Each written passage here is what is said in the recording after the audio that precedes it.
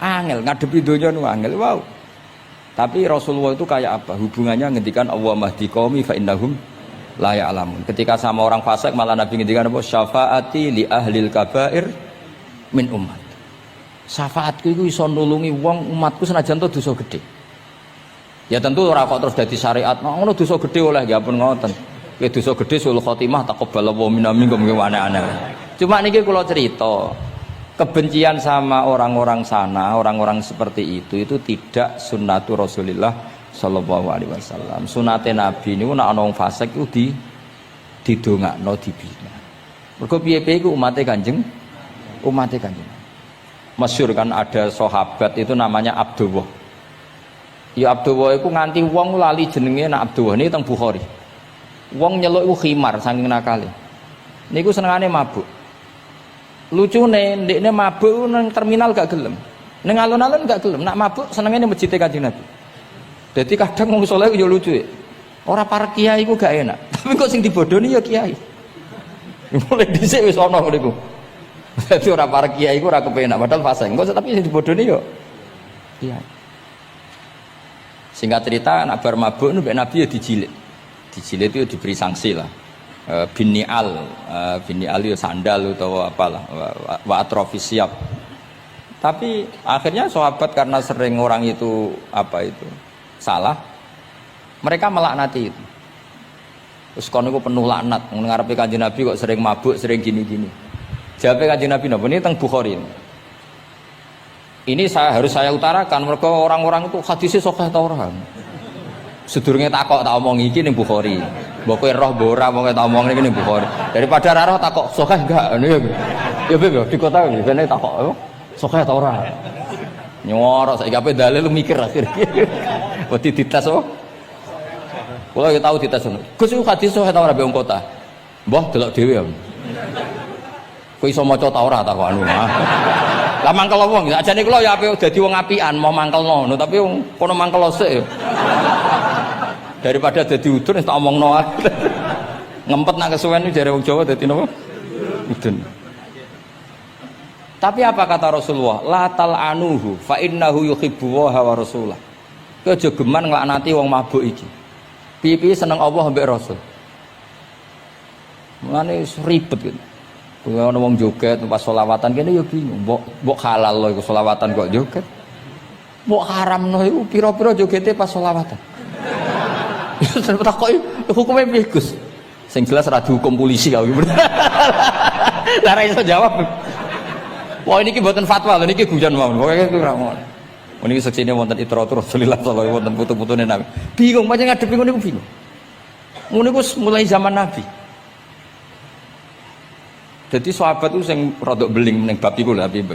Iku jenenge Nuaiman, Abdullah niki amang apalah. Nuaiman itu malah parah meneh. Nuaiman sahabat senengane guyon, Nabi mau dibuli. Kok sahabat Nabi setengahnya nara di dhuwit iku nek ana bakul keliling. Ngene. Nabi aturi lah pilih sing apik, mangan mbek Nabi terus pun. Bar iku terus Nabi kok nyongkone hadiah. Bar iku bayar Nabi. Bar Kanjeng Nabi. Nabi ya mengsem tok. Nabi apian. Mulane ya ati jajal mesti niru bae tenang ya kapan. Dadi semoten. Lah Nuaiman saking nakale niki cerita. Cerita ini ada di Ihya, ada di Ithaf. Ana ad-Dharir, tiyang niku wuta. Wuta teng masjid, takok. Nggon uyah iku ndi? Dituntun mbek Nuaiman, seneng kene ra wis. Iku jan ning tengah masjid. Ngamuk-ngamuk, awas aku nak ketemu Nuaiman tak tutuk. Dekne krungu nak diancam ad-Dharir wong wuta. Hari ketiga digandeng meneh, Beb. Kowe kepengin roh ketemu Nuaiman. Yo endi wonge tak duduke. Dijejero Sayyidina Utsman. Pas iku Sayyidina Utsman dicek salat. Iki lho Nuaiman. Kuat dhuwur. Kuwe kir masjid Amirul Mukminin. Dadi wong nak bodoni iku ora iso pisan, mesti berseri. Dadi lu bodoni pertama wis fatal, kedua luwe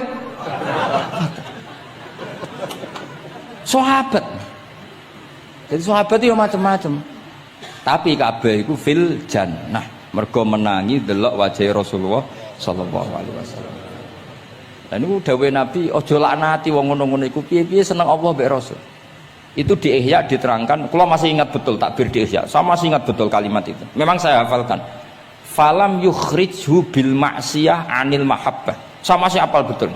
Saya mencek itu di Ihya, mesti persis lafaz yang saya ucapkan kan. Falam yukhrijhu bil ma'siyah anil mahabbah. Nabi tidak mengeluarkan seseorang dari status mahabbah hanya karena maksiat. Lu kata gak misalnya preman-preman ketemu Kiai nyucup, ketemu Habib nyucup, kata enggak? Gak ada. Diarani preman, Habib tua tim nyucup, ya nyucup tenan, dikongkon nurut tenan. Jajal ora salat itu konroan. Resi daleme Habib wali, oke wis suweneng. Asal kon aja kon salat. Jadi artinya apa? Ya unik. Ya, tapi barokah mahabbah itu semoga suatu saat jadi orang baik. Wong kula sering ketemu preman nyucup wong tua-tuanan nyucup. Tahu salat tenate. Tapi kalau semua nanggus jenengan bingung gak? Mulai nanti diceritani preman ini kisah nyata. Neng kapal pesiar, preman sugih neng kapal pesiar. Itu tukaran ngalahin tiang cerita kalau berjoto si tiang. Kenapa? Teng kapal pesiar karena hari Jumat itu ada Jumatan. Nah ada orang yang nggak Jumatan itu gak terima mereka jadi birisik. Wong hiburan kok ono apa? Jumatan. Nah pas gremeng ini dikira wong Islam sing fasik iki dijak gremeng seneng. Kapale wong akeh nyewa bareng kok dienggo Jumatan berisik. Ngene iki kudune ora usah Jumatan, wong hiburan kok ono Jumatan. Dijuwot ta sampai sing ra Jumatan. Bingung kan iki. Lho kok jot. Lah aku ra Jumatan lah ra trimo ana wong ngejak Jumatan.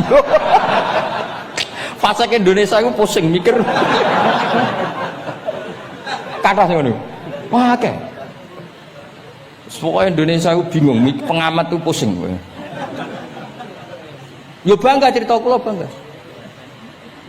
Lah jajal preman-preman sing ra salat, ana wong ganggu wong salat ku trimo ta ora kira-kira? Gak trimo. Wis unik Indonesia. Pun kula terusaken ya, dados ketika Nabi sungkeman teng kene mengke niku wonten teng cerita teng Kiai Mahfud sungkeman teng pangeran nglafat napa at-tahiyatul mubarakatus sholawatut thayyibatulillah. Terus kalian Allah dijawab assalamu alaika ayyuhan nabiyyu wa rahmatullah wa barakatuh. Terus Nabi ngersakno salam untuk beliau itu umum untuk sinten mawon saking syafaqah welase Rasulullah sallallahu alaihi wasallam. Terus disebut assalamu alaina wa ala ibadillahi sholihin. Terus teng kitab niku malaikat terus derek gabung Nabi piyambak nggih derek ngendikan sedanten asyhadu alla ilaha illallah wa asyhadu anna muhammadar rasulullah. Dados kula suwun salate jenengan lafat-lafat yang dipilih para ulama itu lafat-lafat spesial. Maka meskipun lafat-lafat itu berstatus sebagian sunat, tapi guru-guru kita tidak pernah meninggalkan itu. Meskipun berstatus sebagiannya sunnat. Jadi misalnya sampean gak oleh misalnya soal ahli fikih sing rukun ning gone tasawuf akhir mu syahadat tok terus bareng lungguh asyhadu alla ilaha illallah asyhadu anna muhammad sallallahu Muhammad assalamualaikum yo kenemenan bakhil yo napa takoki lha kok ngono tok liyane kan sunat sing wajib kan tasyahud. Ndak usah seperti itu karena di lafaz-lafaz itu ada lazzatul ibadah, ada lazzatul khitab. Jadi ada kenyamanan ibadah, ada kenyamanan apa? Khitab. Sehingga kita tetap napa? Niroaken napa sing dialami Rasulullah sallallahu alaihi wasallam teng sidratil apa muntaha tadi at-tahiyatul mubarakatus sholawatut thayyibatulillah. Terus Allah jawab napa assalamu alaika ayyuhan nabiyyu wa rahmatullahi wa barakatuh. Terus Nabi kepengen rahmate Allah niku amat teng sinten mawon. Nah, terus assalamu alaina wa ala ibadillahi sholihin. Mulane kata ulama sing termasuk kula niku melok partai niku. Wong Islam iku ndonga sak pase wae, sing penting saleh. Kok nak saleh kabeh wong sak donya ndongakno kuwe. Assalamu alaina. Saiki ora ndongane tenanan, saleh rapati tenanan. Sakjane sing penting saleh tenanan. Ndonga biasa wae, anggere kowe saleh otomatis wong sak donya ndongakno kuwe. Mergo assalamu alaina wa ala ibadillahis sholihin. Dadi saleh se engko malaikat hamalatul arsy para nabi para wali ndongakno kowe mlebu wong sholihin. Sholihin watake ora jenenge maksudnya saiki ora timbang saleh kangelan jenakno sholihin ae kok repot. Kesuwen saleh langsung kesuwen apa jenakno napa? Atus kula di kanca Temanggung, muangkel mergo dekne ragus. Nang pondok ora untuk dinyeki, nang pondok Gus kan kastanya tinggi. Dekne ra tau diceluk Gus. Anake jenakno Agus tok. Ben diceluk Gus. Jadi orang usah tambahan, nak tak tambahi Gus kok diceluk tambahane iku dadi Agus. Ya akhirnya kabeh wong nyeluk Gus. Iku solusi terbaik cara. Niki kula tabarruk mbek kula waca nggih. Niki kitab Khasyatul Turmusi tentang Fadilatut Ta'lim. Ya kula waos mawon mergi kitab niki duwete ulama-ulama Jawa kalian para Alawiyin teng Mekah riyen terus adat ulama saling menghormat mbek habaib itu mulai dulu. Jadi mulai dulu itu ya ada benturan antara habaib dengan apa? Ulama. Karena sanad saya misalnya itu mesti selang-seling semua sak dunya. Habib Abdullah Al-Haddad kayak gitu ya punya guru ajam ya punya guru habaib. Rata-rata Alawiyin di Yaman gurunya Bafadl. Habib Abdul Qadir Segaf Kutub Jeddah punya guru Barojak. Ya biasa selang-seling kayak Mbah Mun punya guru Habib namanya Sayyid Alawi. Sayyid Alawi sebagian gurunya juga orang ajam. Ya itu biasa mulai dulu ya seperti itu nggak ada masalah. Mulai dulu itu ya sudah seperti itu nggak ada masalah saling apa menghormati. Kalau waca ya. Niki halaman mun dirungokno mawon 702. Ruya an Ibnu Abbas radhiyallahu anhuma qala sami'tu Rasulullah sallallahu alaihi wasallam yaqul khairun nasi wa khairu may yamshi ala wajhil ardi al muallimun. Di sebaik-baik manusia dan sebaik orang yang berjalan di atas bumi adalah al muallimun, orang-orang pengajar. Fa innahum kullama khaluqad dinu jaddaduhu.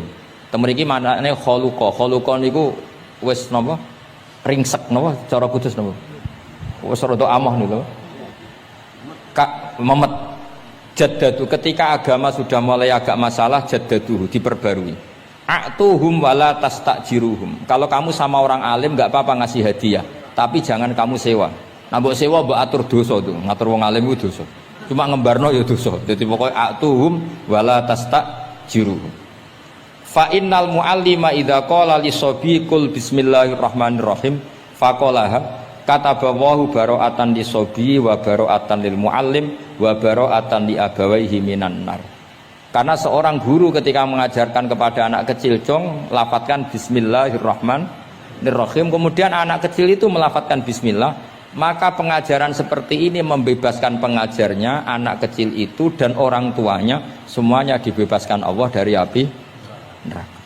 Kenapa demikian? Karena tadi awal anak kecil tahu kalau hidup itu ada hubungannya dengan Al-Khaliq, dengan Allah adalah dengan ritual-ritual kecil kayak baca bismillah, bahwa di luar kekuatan kita ada kekuatan Al-Khaliq. Terus kalau terasakan waruya aidan anna ta'limas shighar yudfi'u ghadabal jabbar. Jadi mengajarkan anak-anak kecil itu yudfi'u ghadabal jabbar, bisa memadamkan murkane Allah Subhanahu wa taala. Terus kalau suwun ikhtiar Habib Ali, ikhtiar sedanten habaib yang memiliki konco-konco belajar itu mugi-mugi mlebet hadis niki nggih dados napa khairun nas wa khairu may yamshi ala wajhil ardi al muallim. Orang sekarang dalil-dalil wa may yatawallahum minkum fa innahu minhum. Kalau berkawan orang kafir maka dia menjadi kafir. Itu kan fatal. Semua nabi berkawan orang kafir. Karena dakwahnya memang sama orang kafir.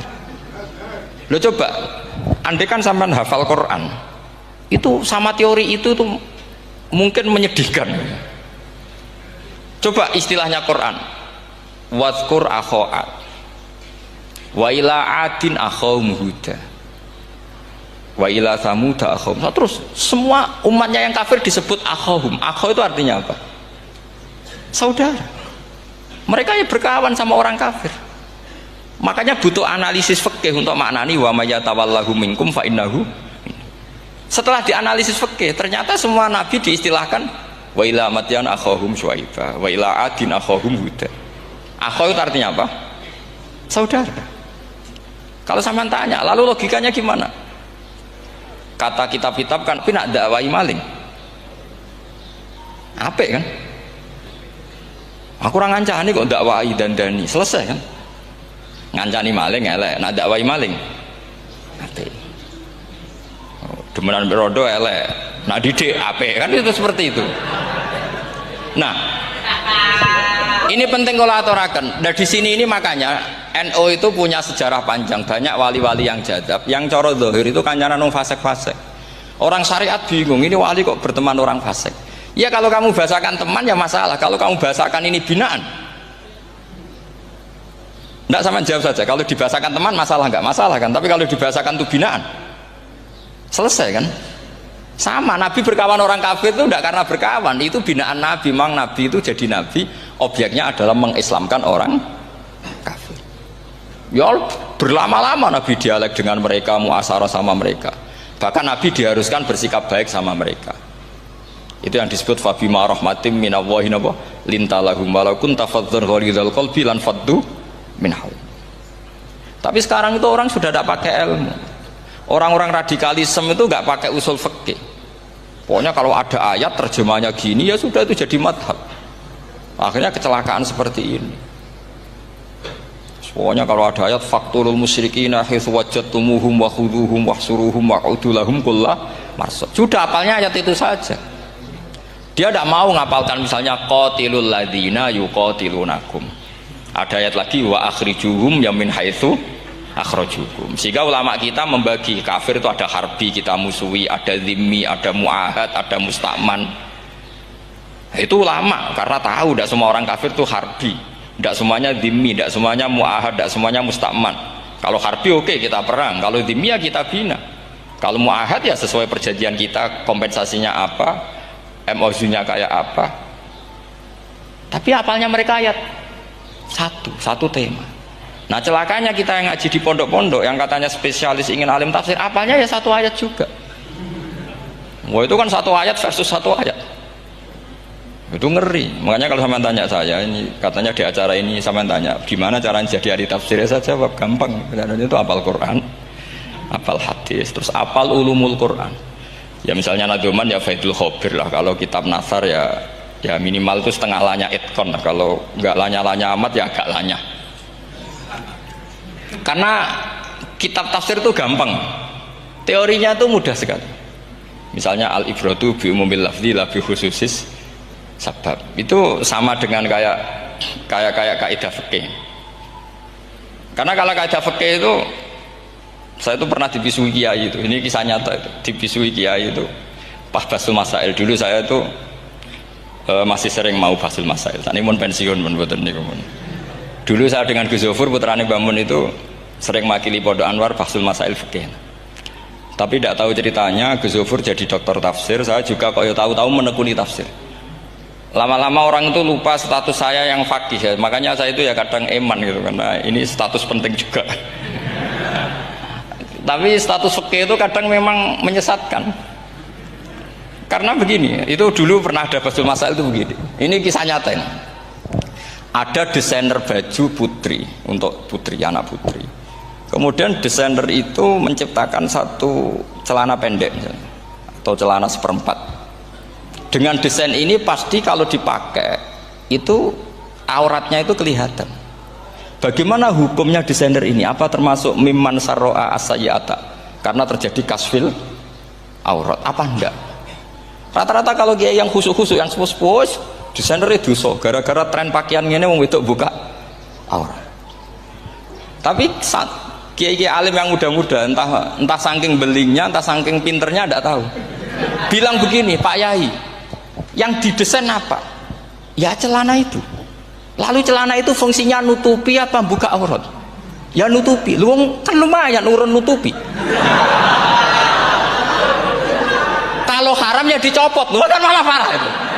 Bingung kayak gini, sampai bilang gini kan, wah semanis. Itu kan makanya ini guyon ilmiah.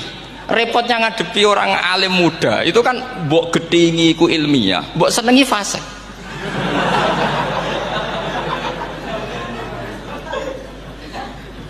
Ketika kiai yang khusyuk tadi tak tanya, kalau desainer katok seperapat, paham gitu? Waktu itu desainernya kena hukum haram enggak? Sampean jawab saja. Oh haram dari kiai sepuh karena dengan desain itu misalnya lututnya kelihatan.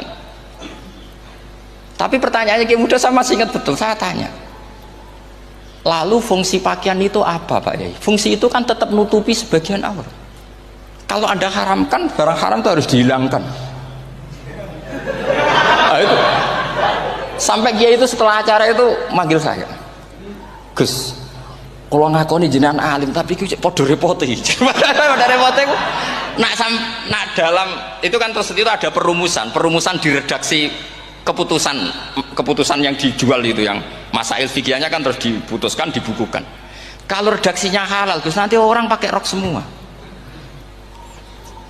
Dan saya balik bantah, kalau redaksinya haram orang nggak pakai rok malah. Akhirnya itu apa? Kebijakannya lucu. Buak we Gus, pertanyaan itu buak sak jawabannya oke. Jadi kita debat tidak jadi. Ini cerita ilmiah. Makanya sama tidak wajib anut saya ini terlalu ilmiah, jadi tidak baik untuk kehidupan kesalian kurang baik. Jadi ini, tapi ini ilmu. Tetap kaidahnya fikih ma la yudraku kullu la yudraku kullu. Jangan kalau tidak bisa nutupi aurat semua, lalu jangan sama sekali. Lunggi kan kaidahnya kan gitu, ma la yudraku kullu la yudraku kullu. Misalnya Anda punya tetangga nggak mau pakai jilbab, nggak mau pakai pakaian muslimah, kamu tidak boleh bilang munisan raklambinan, tidak bisa. Malayu trokukulu layut napa malayu trokukulu nu layut troku napa. Makanya ini kita harus hati-hati. Nah bayangkan sekarang orang meneliti Quran itu yutrokukulu. Mestinya kalau Anda meneliti radikalisme, ayat yang terkait radikalisme diteliti semua. Ternyata di surat Taubat yang disebut suratus Saif yang bahkan haram baca bismillah, itu ada ayat wa in ahadum minal musyrikin nastajaroka fa'ajirhu hatta yasma'a kalamullah summa ablighu ma'mana. Muhammad, kalau ada orang kafir mau belajar Quran sama kamu ya harus kamu pelajari hatta yasma'a kalamullah. Setelah mereka mau belajar ya ablighu ma'mana summa ablighu ma'mana, kamu harus menjamin keamanan dia.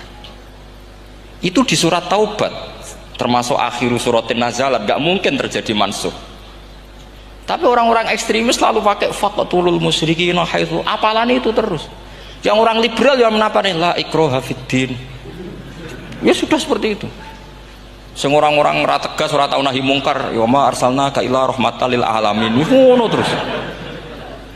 Yang kelompok tukang nahi mungkar ya ayatnya amen nahi mungkar. Saya tuh heran, kenapa mereka punya masalah dengan hafalan kayaknya. Kenapa sih hafalannya kok pedot itu?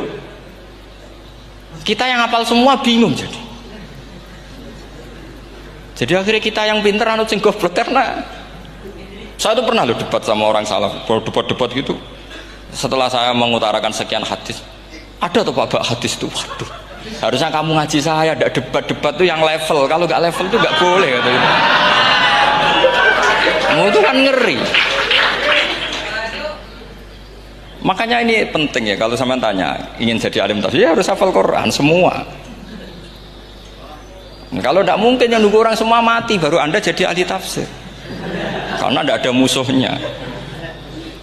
Tapi saya pastikan orang kafir pun bisa memahami Quran, yaitu tadi hatta yasma'a kalam Allah. Sayyidina Umar tuh masuk Islam tuh gara-gara dengar adiknya baca Toha, ma anzalna alikal Qur'ana litashqa illa tadhkiratal liman yakhsha tanzilam mimman khalaqal arda was samawati ula ar-rahmanu alal arsis tawa. Itu dia ma huwa bikalamil basar, tidak mungkin seperti ini karangan manusia, itu tidak mungkin.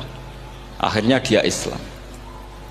Banyak orang Islam karena diperdengarkan Quran, karena memang notnya sudah unik, makna kualitasnya juga sudah unik, semuanya itu unik, indah. Sampai sekarang pun orang kafir itu orang paling tahu Quran. Makanya Allah mensifati orang kafir itu hasadam min indi anfusihim mim ba'di ma tabayyana lahumul haq. Sekarang sama saya tanya, orang sing tabayyana lahumul haq itu orang paham apa orang tidak paham? Mereka orang kafir itu mengingkari Quran, padahal mim ba'di ma tabayyana lahumul haq, setelah kebenaran nyata bagi mereka. Nyata bagi mereka artinya orang kafir paham atau tidak paham? Tibi Qur'anin ghairi hada au badil. Muhammad harusnya jangan tema itu yang diangkat, buat cari Quran yang lain yang enggak tema itu. Mereka sampai memilih tema itu karena paham apa karena tidak paham? Karena paham. Makanya di makalah saya pastikan ngaji tafsir itu gampang, karena orang kafir pun bisa. Kalau kasus Ahok itu bukan paham itu melintir, beda. Paham sama melintir itu beda. Itu diterjemah kemenang tuh jangan mengangkat kawan orang Islam, bukan ngangkat pemimpin. Ya liganya emang kalau ngangkat teman saja tidak boleh, apalagi ngangkat pemimpin. Fatal mana berteman sama orang salah sama ngangkat. Saman kancanan maling ini jek apik nak menawa nang andani terus ngangkat, "Hei maling ke pimpinanku." Parah mana? Parah mana? Artinya sama saja ketika diterjemah jangan ngangkat teman, sebetulnya ngangkat pemimpin lebih fatal. Itu kan mafhum awlawiyah, itu kan normal saja. Itu di Quran biasa, misalnya innalladzina ya'kuluna amwalal yatama dzulman, orang yang makan hartanya anak yatim secara zalim. Kamu bilang, "Gus, saya tidak makan kok, sepeda motornya tak gasap, tak jual." Yang diharamkan kan makan. Wah, ya sarap kalau gitu. Maknanya begini, memakan harta anak yatim artinya ifsad. Ifsad itu merusak. Nak ngono ikhraq, membakar atau mencuri sama dengan makan, bal asad, malah kan lebih apa? Lebih apa? Dasar. Jadi yakuluna di situ tuh ba'dul amsilah, sebagian contoh min wujuhil ifsad atau min wujuhil ihlak. Jangan kok karena ayatnya makan, oh yang haram tuh makan, kalau nyuri gak apa-apa. Waya fatal. Itu kan sama dengan santri geblek ketika ada kiai ini, "Cong, kowe mbek bojomu jogeman naboi." Suatu saat istrinya lapor lagi, "Pak Yai sekarang tidak naboi tapi nyadui." Karena naboi itu pakai tangan. Mereka pertama dilaporkan kiainya, "Pak Yai, suami saya itu sering memukulin saya pakai tangan gini. Jong jogeman naboi bojomu." Nggih Pak Yai, siap. Suatu saat istrinya lapor, "Pak, tetap benjut, kenapa? Kalau nak niki disadui." Mereka pikirannya, sing haram nabok, nak nyaduk halal. Wah, itu kan ngajak goblok bareng. Nah, masalahnya di usul fikih kasusnya seperti itu. Makanya saya ini kadang ya maliki sekali. Kadang saya itu maliki sekali. Kadang ya. Misalnya begini, saya beri contoh. Ini yang kisah nyata ya. Ada seorang Arabi datang ke Rasulullah. Ya, tadi kan teman-teman minta juga ilmu hadis ya. Ini satu paket saja. Itu tadi nanti kalau sampean kasih lalim itu sudah ada urusan saya tadi. Nunggu orang mati banyak tadi. Kalau nggak usah nunggu orang mati, sarannya tadi apal tadi. Ya Rasulullah, ahlak tuh. Saya ini orang yang rusak. Wama ahlakaka. Lalu yang bikin rusak kamu apa? Qol waqatu imro'ati fina hari Ramadan. Saya menjima istri saya ketika masih siang. Fina hari Ramadan, siang Ramadan. Walhasil Nabi tidak menyuruh hanya kodok, tapi menyuruh kafaroh. Kafarohnya itu merdekakan budak, atau memberi makan 60 orang miskin, atau puasa berapa? Puasa 60 hari. Atau urut merdekakan budak, atau puasa 60 hari, atau memberi makan sitina miskin. Oke, kita sepakat. Sepakat ya, hadis itu sahih dan diulang-ulang oleh Ashabus Sunan. Oke, riwayatnya nggak masalah. Sekarang kita analisis maknanya. Sekarang sampean saya tanya, kalau anda misalnya sekarang jam berapa ini? Misalnya sekarang jam 9 kurang seperempat Ramadan, terus anda rokok atau anda ngopi, kepengen ngopi terus ngopi tanpa udhrin syar'iin, anda hanya wajib qadha apa bayar kafarah? Tidak, sampean jawab. Rata-rata kiai kita, oh mau wajib qadha Gus karena gak jima. Sing seru kafarah itu nak jima. Kan ngombe kopi mbek jima beda. Pertanyaannya tuh lucu, ini naik secara fikih masalahnya begini, jima bojo itu tidak zina, jima bojo itu zina apa enggak? Enggak. Berarti dengan makan bedanya apa? Sama kan, sama-sama amrun mubah, sesuatu yang boleh. Kenapa hukumannya berat? Makanya kata Imam Malik, ndak itu nilainya adalah hadku hurmati Ramadan bi ghairi udhrin syar'iyyin. Makanya kata Imam Malik, siapapun yang makan fina hari Ramadan, iftar apapun fina hari Ramadan bi ghairi udhrin syar'iyyin, maka hukumnya sama dengan jima fina hari Ramadan. Karena sama-sama ihlak ifsad hurmata Ramadan bi ghairi udhrin syar'iyyin. Loh, enggak, ini ilmiah. Kamu udah harus cocok, tapi otak kamu harus percaya. Loh iya kan, beda kan. Saya secara nafsu tidak cocok, cek berarti. Tapi ilmiah saya setuju. Kalau Kiai Kandani itu kan pasti pakai badul amsilah, kan nggak mungkin semua contoh disebut. Cong kowe nak mlaku-mlaku jogeman delok wong wedok iku mari setan. Mboten delok Mbah, nyekel lho malah parah to. Ndak bisa. Makanya ini masalahnya lafat. Ini kembali ke Imam Syafi'i bilisanin arabiyyim mubin. Ketika seorang kiai bilang cung jogeman delok cawe itu adalah mengungkapkan al-muharramat, bukan mentaksis yang haram itu hanya melihat. Saya ulang lagi ya, ketika seorang kiai bilang cung jogeman delok wedok sing haram, itu semangatnya adalah melawan keharaman, bukan mentaksis yang haram hanya delok. Itu di Quran normal semua, di semua lugat ya biasa. Itu kan sama seperti misalnya seorang mbah ngasih uang cucunya, cung tak kayak duit 100.000, cung gue tuku es, terus gue mendingan nak ragu tuku es haram iki kan ngongkone tuku es, lah kepen putumu mati kan nyeben 100.000 gue tuku es. Ya mulai dulu istilahnya nambah ngekei putu cung 100.000 gue tuku es, cara wong kuno. Nah, maksudnya gue pokoknya umumnya cak cilik senane es cuma nyebut. Ya sudah seperti itu. Sama seperti Quran menghentikan begini. Ini memang salate yang fikih dulu, yang pokok-pokok. Di antara yang enggak boleh dikawin adalah wa antasma'u bainal ukhtaini illa ma qad salaf. Kamu enggak boleh menikahi Sri dan Zainab, kakak beradik. Sudah sepakat nggih?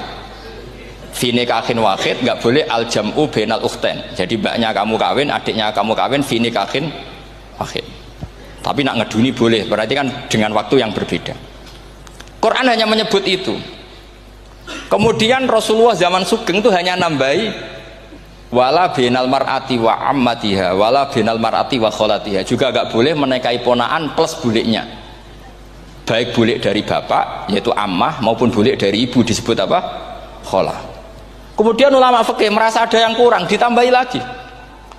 Dua perempuan yang andekan yang satu itu lelaki kok haram nikah, berarti haram jam'u fi nikahin wahid. Misalnya cucu rabibahnya boleh enggak? Enggak boleh kan? Berarti kalau sampai mengumpulkan cucu dan mbahnya fi nikahin wahid juga enggak boleh.